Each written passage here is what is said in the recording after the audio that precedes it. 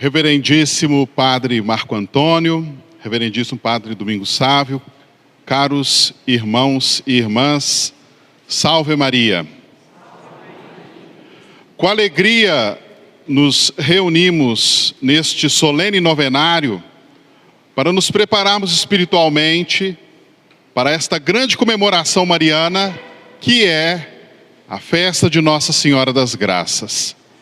E esse ano temos a oportunidade de mais uma vez contemplarmos as virtudes da bem-aventurada Virgem Maria.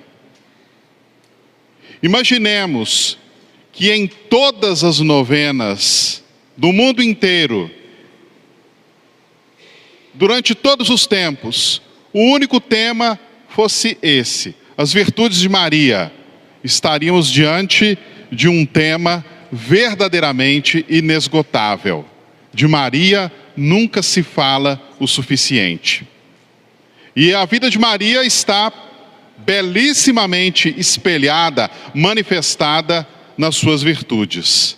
Nesta noite, nós contemplamos aquela que é a rainha de todas as virtudes, a caridade. E a caridade de Maria Santíssima, tal como nos é proposta nessa noite, é caridade ardente. E de fato, o adjetivo fala muito e fala alto. Caridade ardente. Maria tem o ardente desejo de ajudar todos os seus filhos e filhas, em todas as situações da vida, nas coisas grandes e nas coisas pequenas, e ajuda através da sua caridade.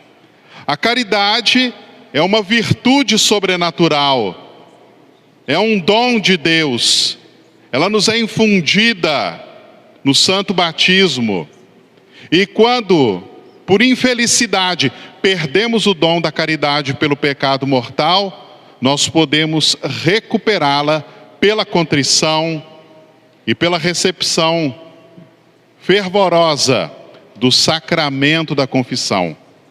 Também em cada comunhão que nós recebemos, abrindo nosso coração a essa virtude, recebemos em cada comunhão, em cada Santa Missa, um aumento da caridade. Precisamos cada vez mais nos aproximarmos da mesa sagrada para a comunhão com essa disposição: Senhor, aumentai em mim a caridade. O catecismo nos ensina que a caridade, ela se dirige a Deus e ao próximo. A Deus como amor a Deus acima de todas as coisas. Ao próximo como amor ao próximo. Verdadeiro amor ao nosso semelhante. Mas eu creio que, quando falamos da caridade de Maria Santíssima, se contemplarmos a vida dos santos, ali poderemos perceber com maior intensidade a caridade ardente de Maria em relação a esses santos, mas também em relação a nós.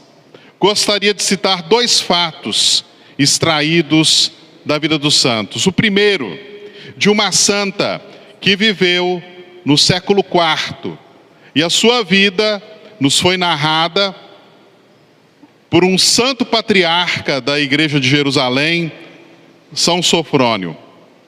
Santa Maria Egipcíaca, ou Santa Maria do Egito. Como o nome diz, ela nasceu na cidade de Alexandria, no Egito, uma das cidades mais importantes da antiguidade.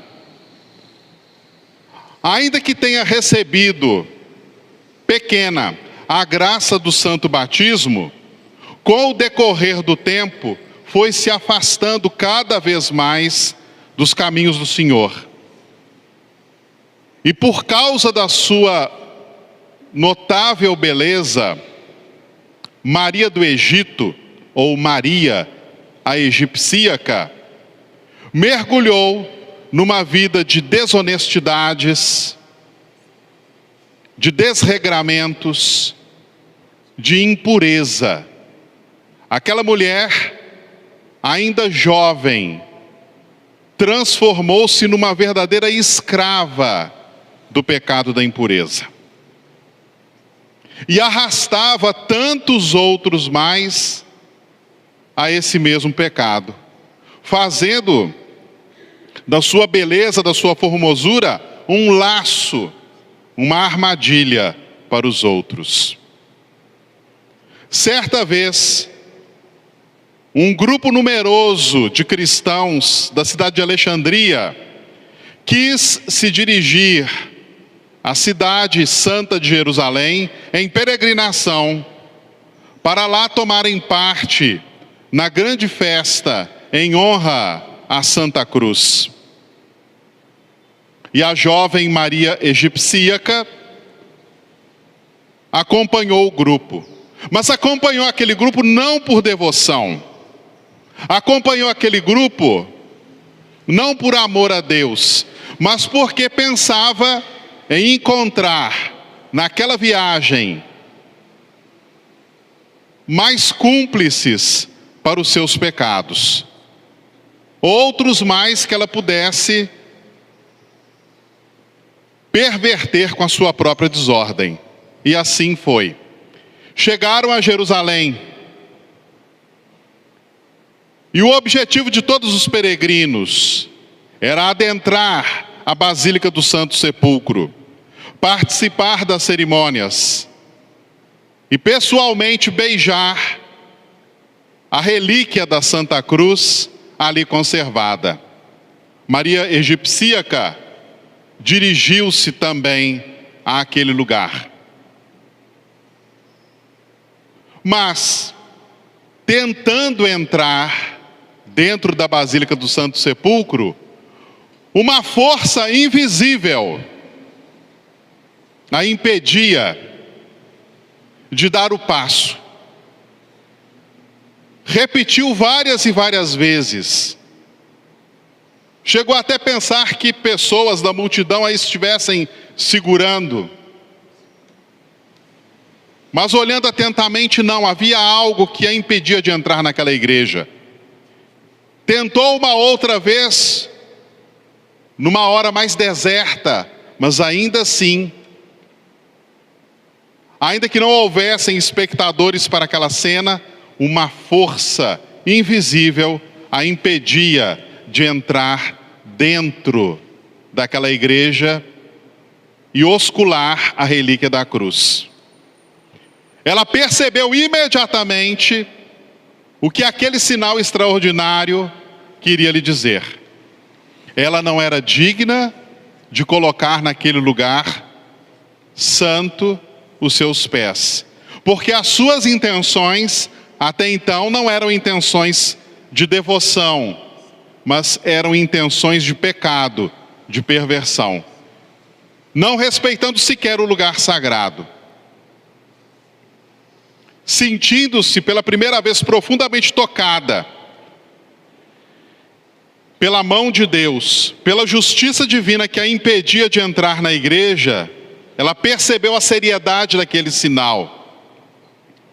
E não ousando recorrer a Deus, viu de longe um ícone da Virgem Maria, a Mãe de Deus.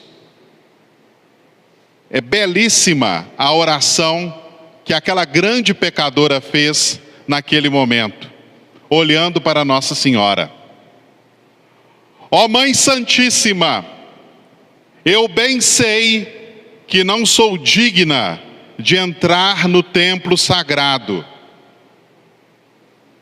pois eu caí em tantas impurezas, mas o vosso Filho veio, ó Mãe, o vosso Filho Jesus veio ao mundo para salvar os pecadores.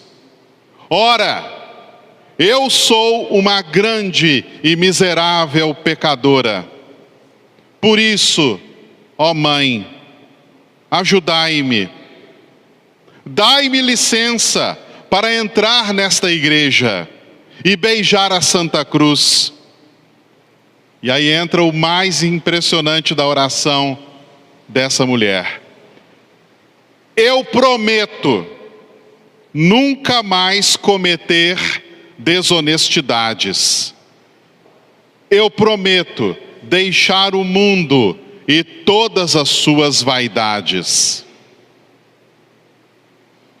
Maria egipcíaca fez estas súplicas com todo o coração e derramando copiosas lágrimas. Animada por esses sentimentos que Nossa Senhora colocou ainda mais no seu coração, ela fez por entrar na igreja. E entrou livremente, e aproximou-se da relíquia da Santa Cruz, e osculou-a.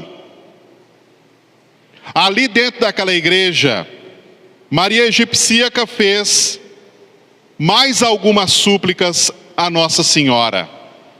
Confiou-se a ela, consagrou-se a ela, fez os seus propósitos, de dali em diante viver em oração e penitência. Fez ali o seu compromisso de nunca mais voltar ao pecado. E nunca mais voltou. A grande beleza da conversão de Santa Maria egipcíaca está justamente nisso. Ela fez o propósito de não mais pecar e cumpriu.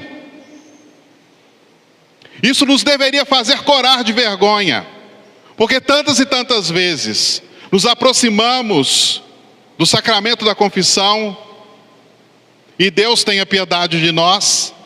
Por vezes corremos o risco de rezar o ato de contrição de maneira irrefletida e de dizermos a Deus algo que não corresponde ao mais profundo do nosso coração. Prometo, com o auxílio da vossa graça, nunca mais pecar. Ela prometeu e cumpriu. Nós prometemos e tantas vezes descumprimos. Qual a diferença entre ela e nós? Porque ela conseguiu e fez isso uma única vez e foi o suficiente. Depois disso, Maria egipcíaca foi para o Egito. Ali edificou com a sua virtude quem havia escandalizado. Posteriormente retorna à Terra Santa. E Nossa Senhora diz a ela: para além do Rio Jordão encontrarás a paz. E a paz que encontrarás é essa: uma vida de oração e penitência. E ela seguiu essa vida. Viveu longos e longos anos no deserto em oração e penitência. E em agradecimento a Deus, em agradecimento a Nossa Senhora, por graça tão singular. Meus caros irmãos e irmãs, se existe graça que nós devemos pedir a Nossa Senhora todos os dias, é essa: Santíssima Virgem Maria, dai-me uma profunda e verdadeira contrição de todos os meus pecados. Não permitais, ó Mãe, que eu deixe essa vida sem ter alcançado essa contrição. A contrição profunda, verdadeira dos nossos pecados. Um arrependimento por amor a Deus. Um arrependimento por termos ofendido a Deus que tanto nos ama. Este Deus que se fez homem e morreu na cruz para a nossa salvação. Essa contrição, que é fruto do amor a Deus, que é fruto da caridade para com Deus, é um bem preciosíssimo que devemos suplicar a Nossa Senhora. Maria egipcíaca, quando fez aquela oração na porta da igreja, ainda era uma grande pecadora. Mas ela pediu com tal sentimento, ela pediu com tanta confiança a Nossa Senhora a contrição, que imediatamente obteve. Não nos esqueçamos de pedir, diariamente a Nossa Senhora essa contrição. Nossa Senhora, com a sua caridade ardente, nos ajuda nas coisas grandes. E poderá haver algo maior do que isso, a nossa eterna salvação? Do que adianta uma pessoa ganhar o mundo inteiro se perder a sua alma? Nossa Senhora nos ajuda nas coisas grandes, nas coisas sérias, naquele que é o principal negócio da nossa vida, como diz Santo Afonso Ligório, o negócio da nossa salvação. Mas a caridade da Santíssima Virgem Maria é caridade de mãe, e ela também nos ajuda nas coisas pequenas. Outro exemplo da vida dos santos nos ajuda a compreender essa caridade da Santíssima Virgem para com todos os seus filhos, inclusive nas coisas pequenas. É uma página da vida de São João Bosco.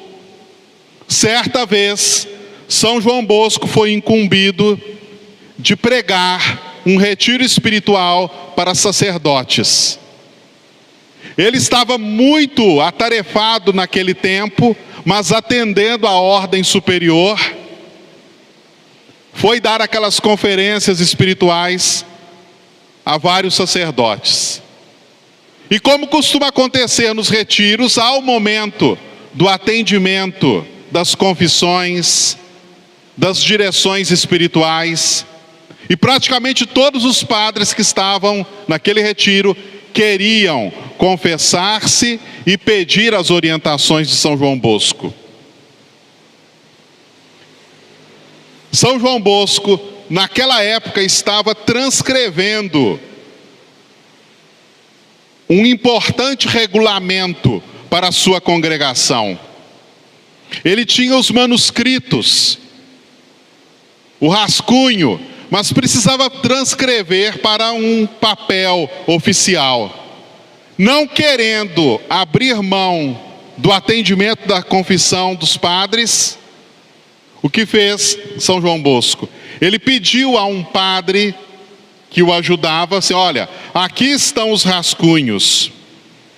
Então você vai ler e transcrever tal qual para essa folha, que será a versão oficial.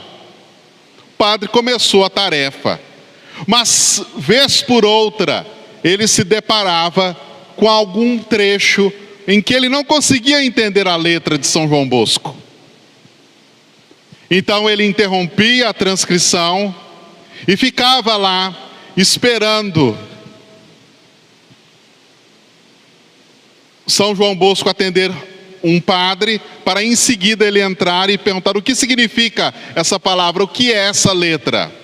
E isso se repetiu por umas 3 vezes. São João Bosco, percebendo que aquilo fazia tanto o copista quanto ele perderem muito tempo, disse para aquele outro padre o seguinte: todas as vezes que você ler e não entender, não venha aqui. Você vai rezar uma Ave Maria e dirá assim para Nossa Senhora: auxílio dos cristãos, rogai por nós. E assim aquele padre fez. Ele transcreveu aquele documento enorme. E todas as vezes em que encontrava-se diante de uma pequena dificuldade para entender o que significava aquela letra ou aquela palavra inteira, rezava a Ave Maria, auxílio dos cristãos, rogai por nós. Ele transcreveu o documento inteiro, sem falha, sem erro, sem precisar retornar a São João Bosco. Esse fato particularmente me tocou muito, porque mostra a caridade de Nossa Senhora para conosco nas coisas pequenas.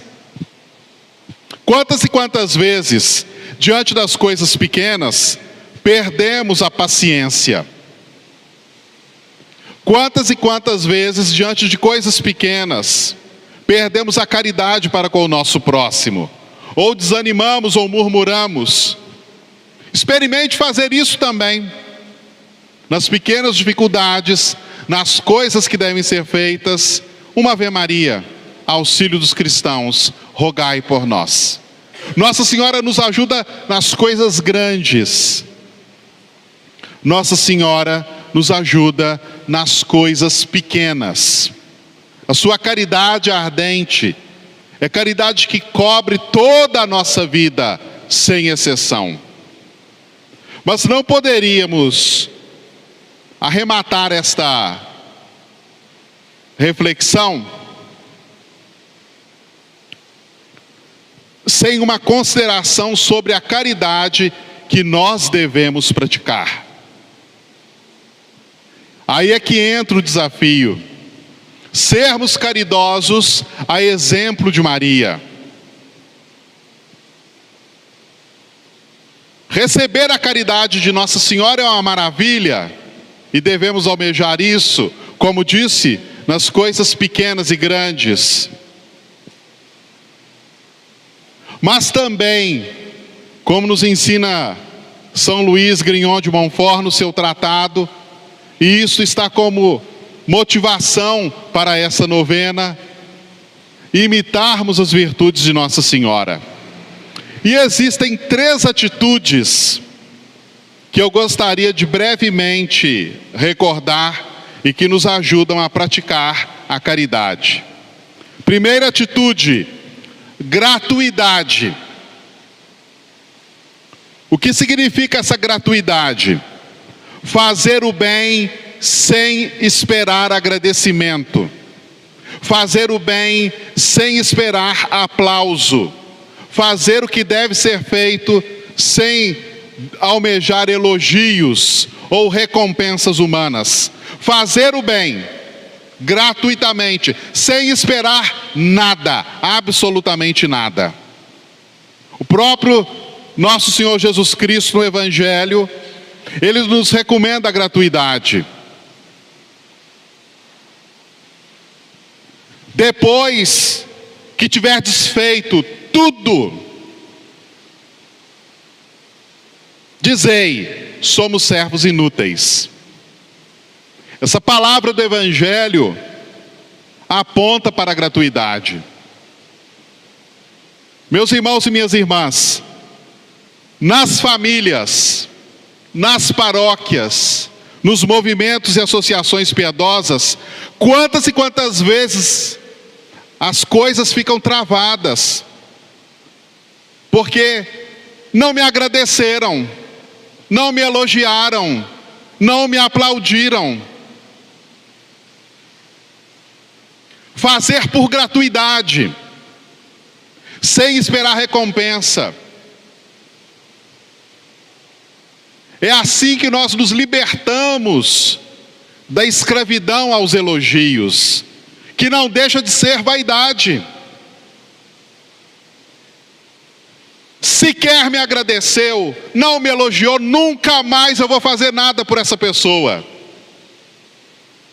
Não é assim. Mas costuma ser assim conosco. Gratuidade. Sem gratuidade, é muito difícil, se não impossível, seguir o caminho da caridade. A segunda atitude, vencer a tentação do egoísmo. A tentação do egoísmo está profundamente arraigada em nós. Desde a infância. É a consequência do pecado original, com certeza. É uma das manifestações da concupiscência. A criancinha pequena, quando brincando com a outra, de repente, ainda pequeninas, começam a brigar. E qual costuma ser o início da briga? É meu. E aí começa a briga. É meu. Mas será que esse é meu e em seguida começar a briga é coisa exclusiva de crianças? Com os seus 2, 3, 4 anos de idade? Não. Adultos fazem isso. E às vezes costumam disfarçar com outras palavras. Mas no fundo, é a mesma atitude de egoísmo. Como se vence o egoísmo? Talvez uma pequena frase nos ajude. Primeiro o outro, depois eu. Quer vencer o egoísmo? Primeiro o outro, depois eu.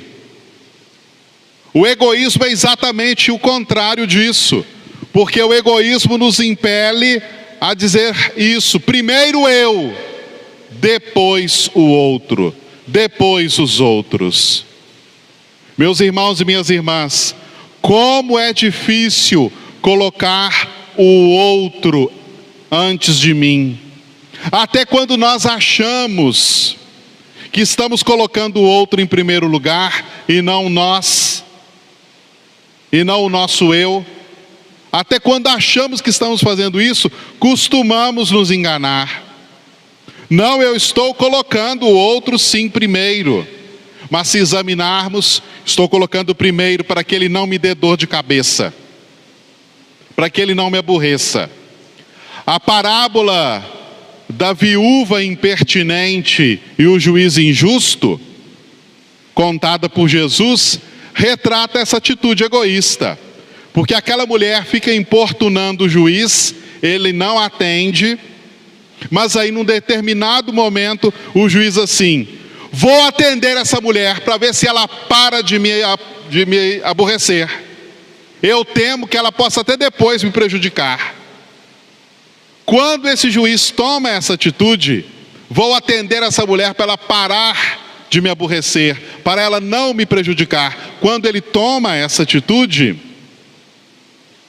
ele está pensando não nela, está pensando em si mesmo. Primeiro o outro, depois eu. Imagine numa casa onde todos vivessem a vitória sobre o egoísmo assim. Essa casa seria um pedaço do céu na terra. Primeiro o outro, depois eu. Onde todos da casa vivessem isso, essa casa seria um pedaço do céu na terra. Atrás de muita confusão na vida familiar está o egoísmo. O egoísmo mata a caridade. Então, junto com a gratuidade, fazer sem esperar nada em troca, junto da caridade vem lutar contra o egoísmo. E de maneira concreta, primeiro o outro, depois eu. Por fim, a última coisa que nos capacita a viver a caridade concretamente: perdão. Perdão. O perdão é uma das formas mais elevadas de caridade. E às vezes, o nosso coração está cheio de muitos e muitos rancores, de muitas mágoas, de raivas e talvez até de algum ódio. São as contrariedades da vida, os desencontros, sim.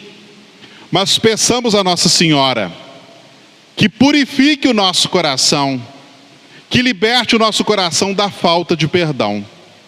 Então essas três atitudes: gratuidade, vencer o egoísmo, perdão. Gratuidade, fazer sem esperar recompensa. Vencer o egoísmo, primeiro o outro, depois eu. E perdão, pedir a Deus a graça de perdoar verdadeiramente. Se colocamos isso em prática, e é claro, isso é difícil, e por ser difícil, nós então precisamos das fontes indispensáveis da graça de Deus para praticarmos qualquer virtude, sobretudo a caridade. É difícil, mas a graça de Deus nos ajuda e quer nos ajudar. E essas fontes da graça de Deus, a oração e os sacramentos, o seu terço, a sua comunhão, as suas preces da manhã e da noite bem feitas, a sua confissão, a oração e os sacramentos, principalmente o sacramento da confissão e sacramento da Eucaristia. São meios que nos capacitam a recuperar a caridade, caso tenhamos perdido essa virtude.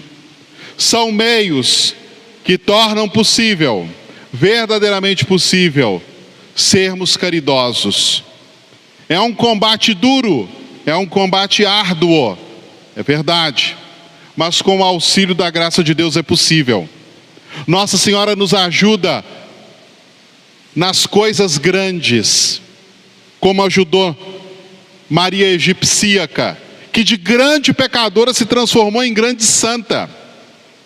Que de grande pecadora se transformou em grande santa.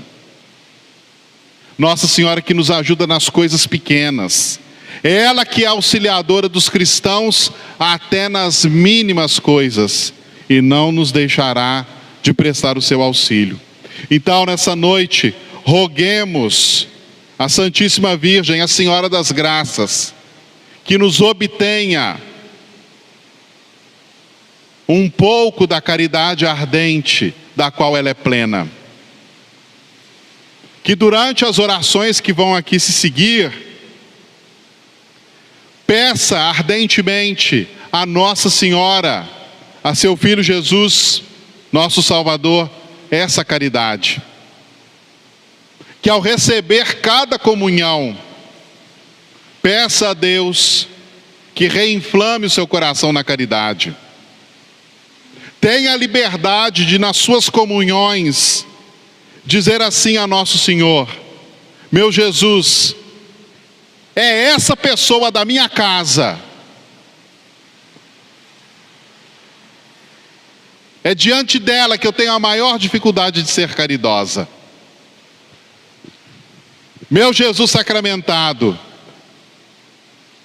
esse sujeito com o qual eu trabalho, que desafia a minha caridade, a caridade que eu não tenho, meu Senhor, colocai-a no meu coração.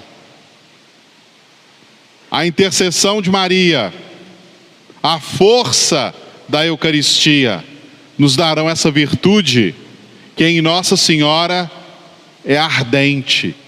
Maria, modelo de caridade ardente, exemplo de caridade ardente. Que ela interceda por nós. Louvado seja nosso Senhor Jesus Cristo.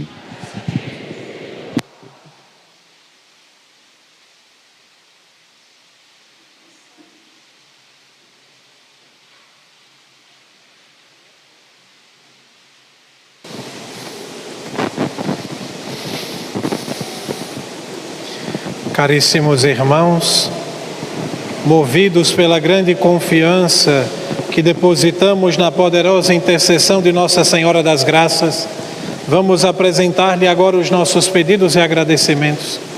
Rezemos todos juntos. Ó Imaculada Virgem, Mãe de Deus e nossa Mãe, ao contemplar-vos de braços abertos, derramando graça sobre os que vô-las pedem, cheios de confiança na vossa poderosa intercessão, inúmeras vezes manifestada pela medalha milagrosa, embora reconhecendo a nossa indignidade por causa de nossas numerosas culpas, acercamo-nos de vossos pés para vos expor durante esta novena as nossas mais prementes necessidades.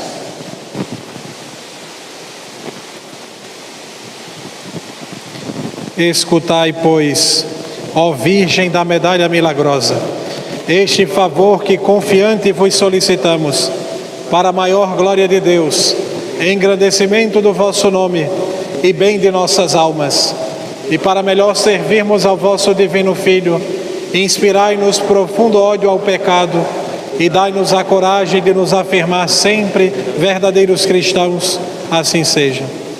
Ato de agradecimento.